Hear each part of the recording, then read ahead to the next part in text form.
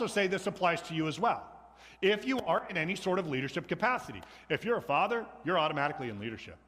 If you're a mother, you're automatically in leadership. If you're a grandparent, you're automatically in leadership. If you have people that look to you for certain things, maybe it's at work or maybe it's a friend group, you are in a level of leadership. And we could use more leaders within the church. We could use more leaders here at Searchlight. We can use more leaders out there in society. So here is this list, and you'll see as we go through this, the stuff that we ascribe to. Verse 2, now the overseer must be above reproach. Now that's a difficult passage to understand, because what does above reproach mean? A lot of people say that a pastor must be perfect. Don't laugh too loud there, Jan. My good, or was that Carolyn that laughed really? Carolyn has dealt with a lot of pastors, and have you encountered any perfect pastors besides me? Okay. None. There's none out there. Right.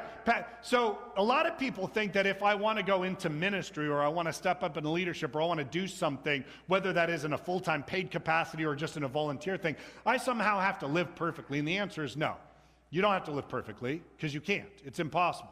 But there is also a level where I have to try to live a life so that when people look at me, they don't go, wow, look how terrible the pastor has become, because look how it's fallen down. This is the reason why a lot of people, once they get into ministry, if they get into a large scandal, maybe they embezzle a lot of money, usually it's a sexual misconduct issue. If those things happen, pastors and leaders disqualify themselves from the ministry in that full-time thing. Now, that does not mean that God cannot use you, right? Was there a king who wrote a bunch of psalms who might have actually done some terrible things? Everyone's like, he had an affair. That was like the least sin he did. Like, he was a murderer.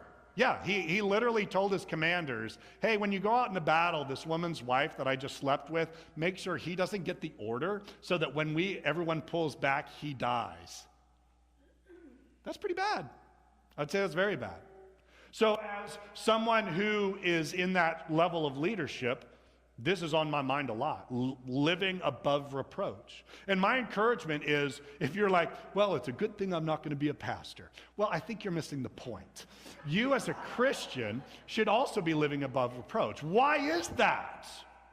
Because your life is a witness to the world. The number one reason why people hate going to church is not because of the long sermons. It's because of the high degree of hypocrisy that everyone acts like they're better than everyone else. So this is important as a Christian. Now, I'm not expecting you to live perfectly, because I know you can't.